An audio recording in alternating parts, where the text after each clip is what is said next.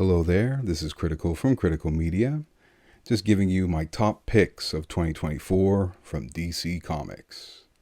Now, as you may already notice, or for those of you returning to the channel, you may notice that I have a certain affinity for hardcovers, and that's kind of a thing with my library. I typically only house books that I feel I can peruse several times over, but also I like hardcovers because they tend to have a bit more integrity. So if you don't necessarily see a certain pickup on this list, it's not because that story's any bad or anything. It's just really I prefer the hardcover, baby. But with that in mind, yes, you're kind of seeing a bit of diverse hardcovers, mainly deluxe hardcovers, my preferred, and that's usually what I always suggest for folks. You know, you don't have to like pick up a book or invest so much into it ahead of time. There are so many different ways to read them, and that's what I would also encourage in you. Maybe just try to read them digitally, or maybe just pick up a floppy or two from your local comic book shop, just to maybe savor a bit of the story before investing in the full hardcover or Omni.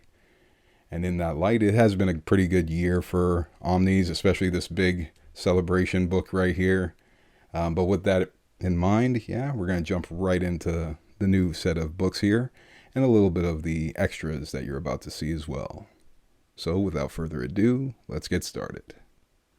All right, now just before diving into the new releases for 2024, yeah, I did figure to do maybe some honorable mentions. So these are books that I picked up this year. You know, I've read them several times, many times, online or whatever. But this is like the year where I actually picked them up because either I found a good deal on them or it was just like a business decision kind of logic.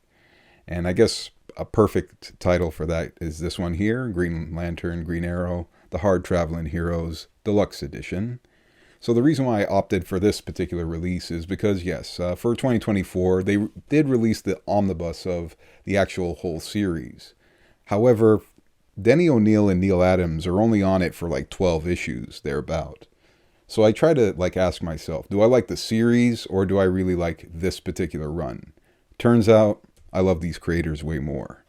And yeah, this particular book, yes, it is the one that has that very famous snowbirds don't fly kind of story, but also like a very gritty take on the whole aspects of not just the superheroes, but the way they're supposed to interact with our world. And there's a lot of messaging. I mean, even right here, the Uncle Sam kind of logic right here. Yeah, I guess that's when one of the Guardians was going to get put to death kind of logic.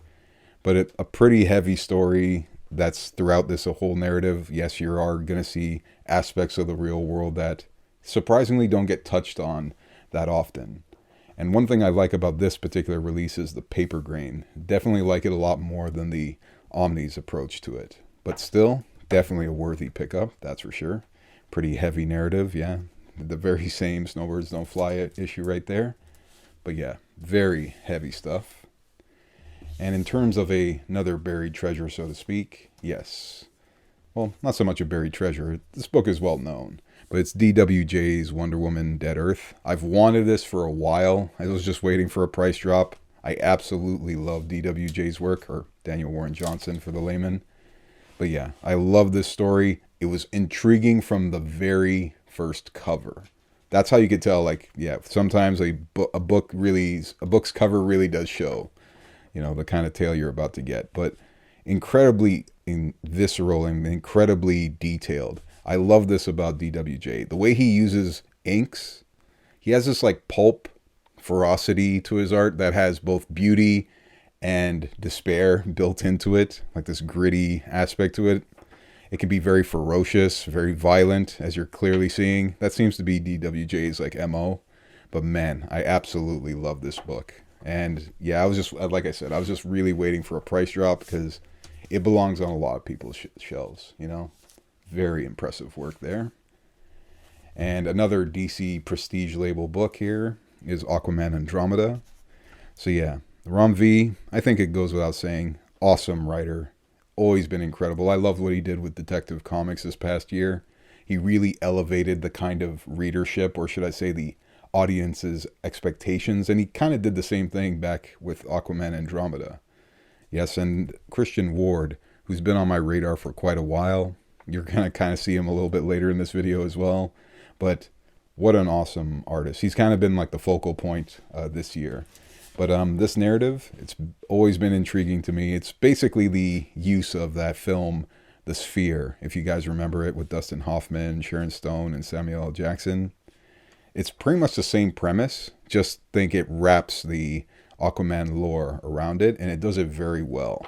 Like, very impressive. And I love the takes that Christian Ward approached this book with, because Aquaman, he has this very unique kind of look in this particular book. And you're kind of seeing Christian Ward, he's a master of his craft. Like, he controls also the colors that end up in the book, as well as his panel design. I love it. Like, he's very intricate and very, avant-garde when it comes to panel design. So definitely appreciate this book, and I love the ending too. Very, very visceral.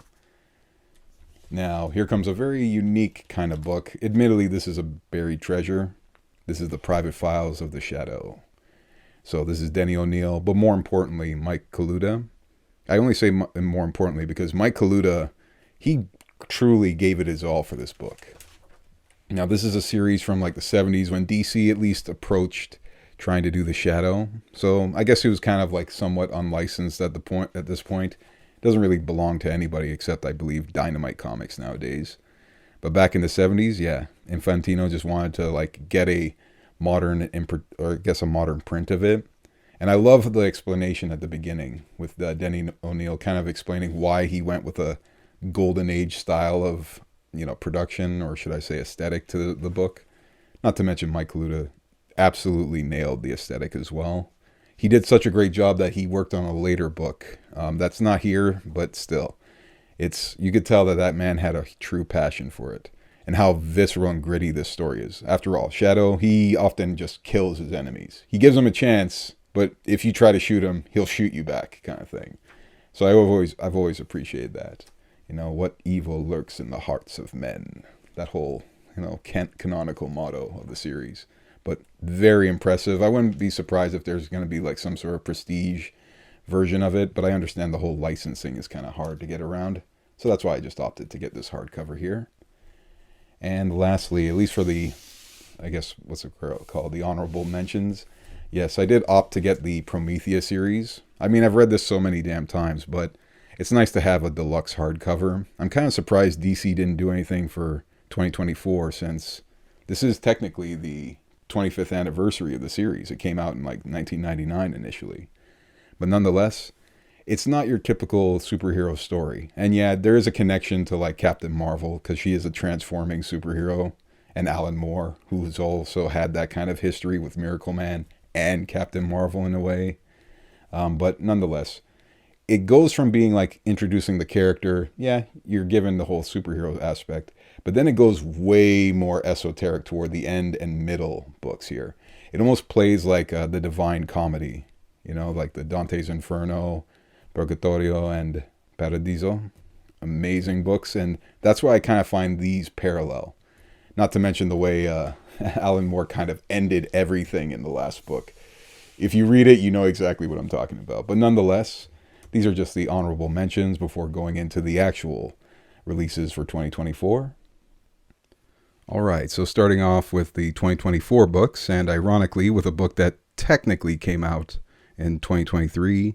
I say that because it literally came out the last final week of the year, so I do consider it more of a 2024 book in Spy vs. Spy, the Omnibus here. Yes, this is Antonio Proyes's work. Awesome narrative. I love the attention to detail with this release. And yes, you'll notice it is a bit of a larger format than a typical omnibus. The format. The book is just under about 400 pages. But this is what you call a comprehensive omni, where it has all of Proyes's work from the 60s all the way up until the 90s, up until like other artists took over.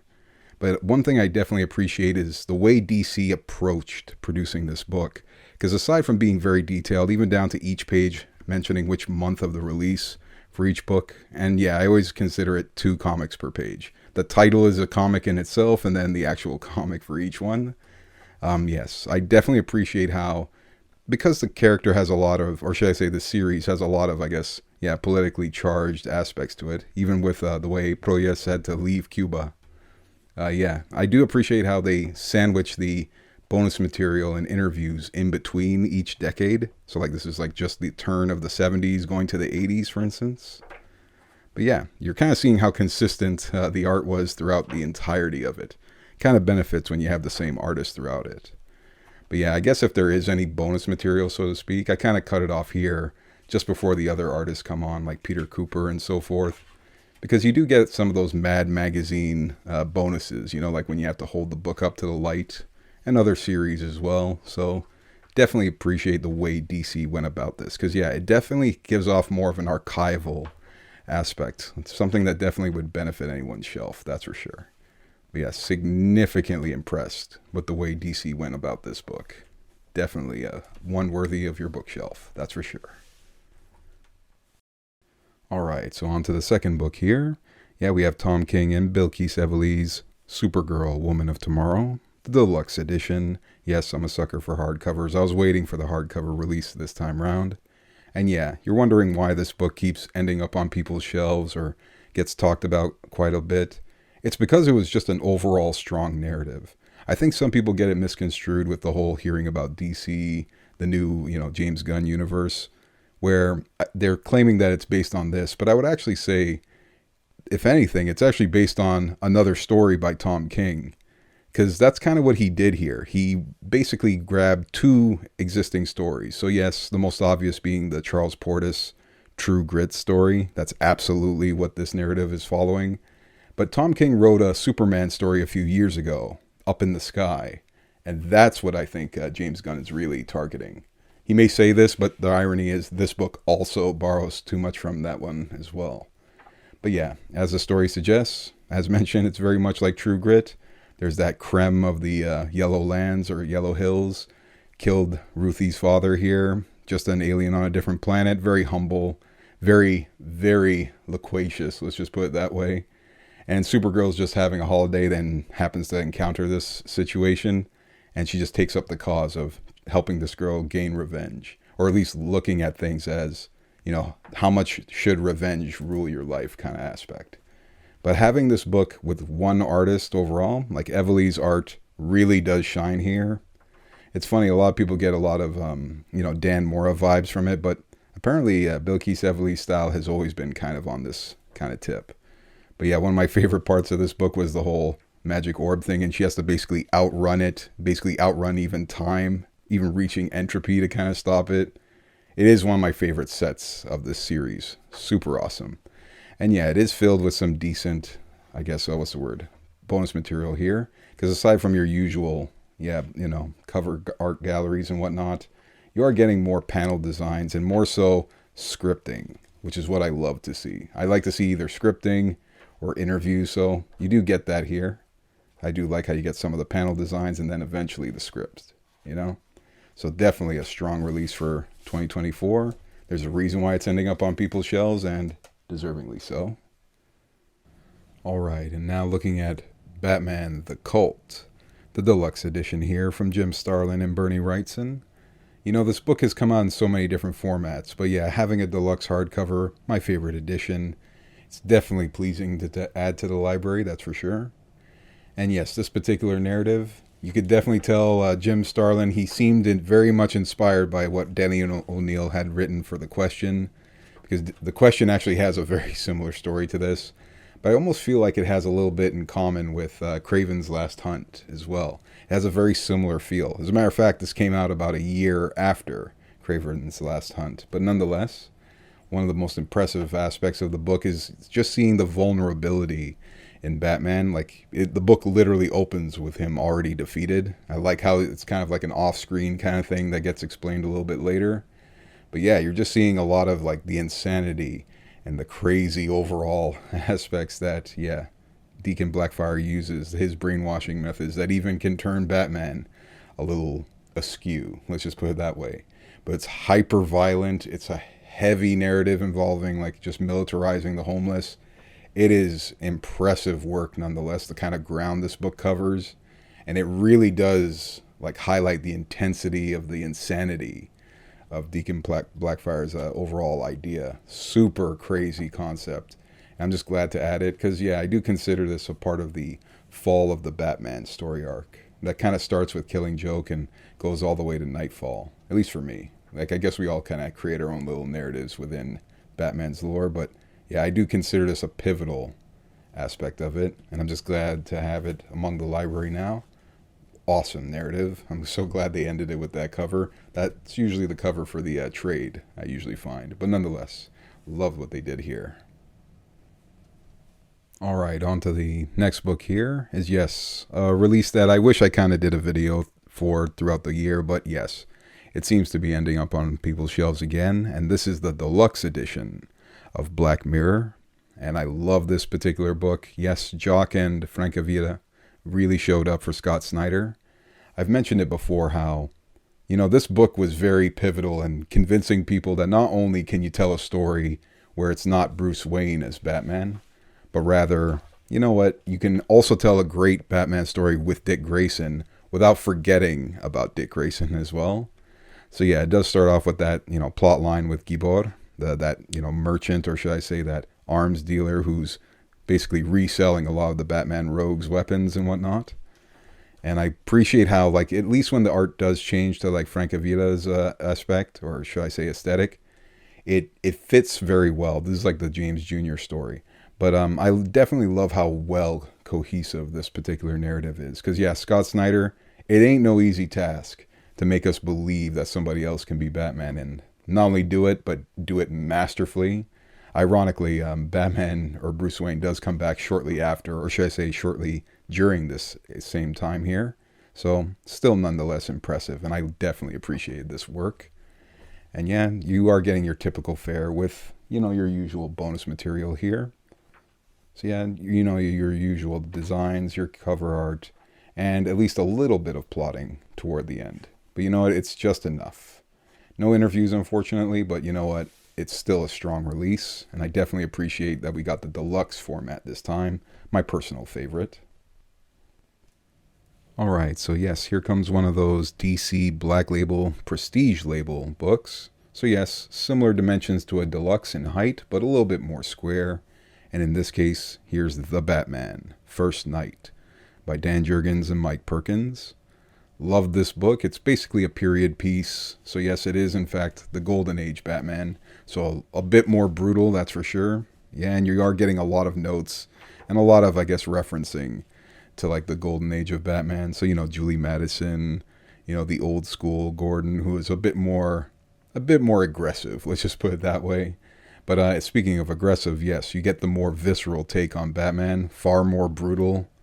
After all, this is back in the day when he was contemplating, you know, carrying a gun. But I appreciate this period piece because, yes, you are getting a lot of different aspects of Batman that you don't usually see in other books. You know, this book does, as a, I guess, period piece would, it does deal with the times and, yes, the flaws of the time, so to speak, at the same time. But still, it's an engaging narrative. It does use some of those old school tropes from pulp noir, like the use of red herrings left, right, and center. But still, definitely appreciate that. And yeah, just a little bit of, I guess, cover designs here from Mark Espinal, predominantly Mark Espinal. Yeah, he pretty much did those like Blu-rays for Criterion a few years ago. But yeah, pretty impressive release. I do kind of wish it had a interview or two, but more than fine. This release, though, super strong. Highly recommend this one as well. Alright, now comes my personal favorite Batman release of 2024 with Christian Ward's Batman, City of Madness, also a DC Prestige label release. And yes, I've maybe mentioned this a few times, but Christian Ward, he's kind of become like this focus for me for 2024 because I just noticed anytime I read any of his works, whether it be Aquaman Andromeda or, you know, Invisible Kingdom, or just seeing some of his cover art galleries from other books, he was always a standout. And it's just great to see that not only did he get to do the art for this book, this is his overall baby. So yeah, he also wrote and basically has complete creative control over it. But yeah, I love this particular book. It's almost like a pseudo sequel to Arkham Asylum, hence this particular page here. Because, yeah, not only does it draw a lot from Dave McKean's original work, but even inspired by characters like Ruth Adams here. So definitely appreciate the approach to this book. Very gritty, very unapologetic. Love the color use. And yes, it is dealing with like a Lovecraftian underworld Batman, as you can kind of see here. But awesome kinetics and excellent layouts. Even the way he lettered the book, as you can kind of see here. There are several times where he'll use a character's silhouette to kind of act as the, I guess, the dialogue box at the same time. So incredible work you're going to get out of this. As I said, my personal favorite of 2024 with this particular release. And yeah, you are getting, of course, your typical cover designs. And ironically, the same kind of referencing I was thinking of, like other artists, in this case, Martin Simmons or David Mack or even Bill Sienkiewicz. You'll kind of find them here. And you kind of see the history that Christian Ward had with Arkham Asylum. He had his own flair for it. So it's kind of great to see something full circle, somebody so passionate, absolutely nail it out of the park with their own take on Batman. So awesome release. Absolutely pick this up. All right, and now on to the omnibus releases. Yes, I have the 2024 reprint of the Golden Age Batman, which, yes, does correct a few of the printing errors from the previous releases. But yes, I'm a sucker for Golden Age, of course, comics, right? I mean, after all, my favorite character is Captain Marvel. His heyday was the Golden Age and some of the best writing for his characters back then. But I always like going back into history to see the core of a character. So yeah, I do that a lot with Captain America and whatnot as well. But yeah, as you're kind of seeing right off the bat, you're not just getting the origins of Batman, the more brutal take of him. And as mentioned in the earlier book there, First Night, yeah, you are getting the origins of, like Julie Madison, yes, Robin, Joker, Catwoman. As a matter of fact, they all kind of debuted around the same time, around the same, of course, number 38. But yeah, just impressive to see just how much, or should I say how visceral this book initially was. Because it wasn't as campy as you may think. Joker is a straight up gangster in this. Very creepy, very hard to deal with. Straight up mobster killer. That's his kind of his overall projected character throughout this. And yeah, you're getting pretty heavy takes even, down to the blood smear on Robin, the assumed dead one. This is around the time where they thought they were going to take him out of the comics because they were already getting a lot of criticism for having a kid be a superhero, or be a sidekick, I guess. But yeah, aside from the origins of Catwoman, Joker, and Robin, and even Gotham City, which actually shows up later, yeah, you'll also get Scarecrow in this first volume at least. And yes, I do have the second volume on the way for next year. But yeah, awesome to have, and definitely something worthy of your library. Because even with Golden Age takes, you'd be surprised how much of the core of the character even was lifted from Denny O'Neil back in the 70s. So very awesome to have, that's for sure. Alright, and now comes one of the most pivotal releases of 2024 with DC versus Marvel. And yes, I did opt for the Jim Lee direct market cover because I do feel like this was a celebration of comics. So yeah, I did go out to my local shop to pick it up. And yes, I do appreciate the art on it. And I also appreciate the fact that it's actually published by DC. It's not to say that Marvel is a bad company or anything. It's just, I guess because they release so many different books, they tend to be more guilty of printing errors. Whereas DC, yeah, they're not, devoid of printing errors themselves, but it happens a lot less. And they tend to have a bit more integrity. For instance, the Amalgam companion that's coming out later, it got pushed because there was a printing error, and they wanted to correct that before releasing it. But nonetheless, at least this particular release, definitely feel like a lot of people should have it on their shelves. Because sure, it starts off with that, Superman, Spider-Man, Battle of the Century here. Amazing art. Not bad for the 70s, right? I believe this was, 76? But yeah, incredibly well thought out story. And that's one thing I appreciate about a lot of these stories. Is that it's like these writers, they knew that they were not going to get another chance at this. So they really took this opportunity and really wrote surprisingly impressive stories. Even this one here, the X-Men and Teen Titans narrative, which almost feels like it should be canon. That's how on point it was. It was written around the time of the whole Dark Phoenix thing. So it lines up so perfectly. But that's kind of my point, is that you gotta like a lot of creators who are really passionate about making a lot of these stories, not just, fit, make them make sense as well, both aesthetically and narratively. So yeah, this Batman Punisher one of my favorites. There you go with Ramita.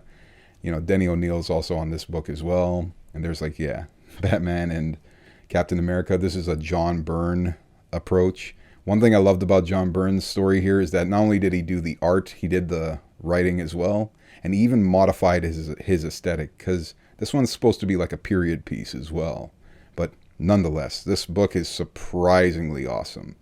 I definitely appreciate it, and it does make sense that it has a bevy of bonus material, as you're kind of seeing here. So super impressed. And yes, this is most certainly a release that folks should definitely have on their bookshelves. Certainly a pickup. Definitely pick it up. That's what I would say. And yeah, maybe just a little bit of the exterior here. Because yeah, Jim Lee's work is definitely something to behold, especially when he gives it his all like this. So awesome stuff. Alright, and now comes my personal favorite release of 2024. And admittedly, yes, I am biased. Because yes, it's based on The Question by Denny O'Neil and Dennis Cowan. So aside from Vic Sage being one of my favorite characters in comics, this particular run is one of my favorite series of all time. It's a run that I always go back to reading, and now there's 2 omnis that completely and comprehensively wrap it all up. So I absolutely love this series, because essentially this was DC Vertigo before DC Vertigo. You know, like it's a pretty hard-hitting crime noir kind of series. It's very unapologetic. The language in it, as I said, might as well be Vertigo. This was a main DC run, but you're seeing language in it that it's pretty heavy. You're seeing a lot of material that's pretty off limits for most other DC characters.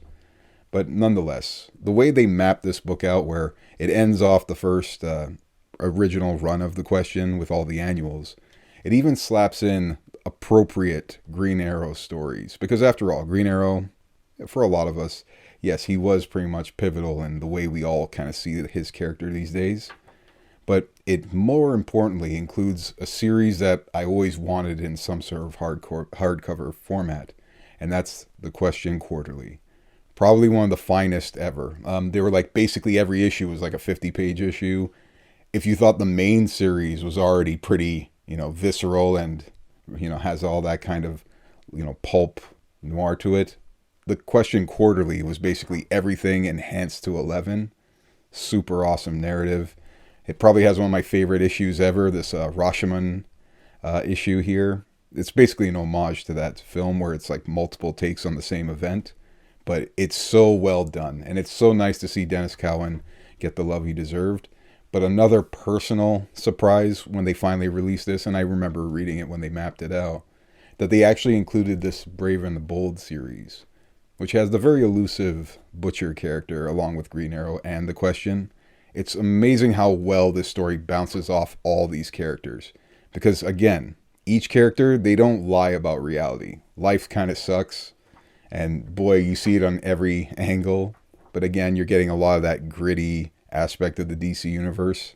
So yeah, a lot of drugs, sex, crime, that kind of logic. But it fits with these 3 characters so well. And yes, admittedly, Vic Sage, The Question, is probably my favorite one of the bunch. Like, he just comes off the pages or lifts off the pages in such a perfect way. I almost feel like, to be honest, Vic Sage is like the comic book equivalent of Denny O'Neil, even though he didn't create the character. That was more Steve Ditko. But that's just my 2 cents.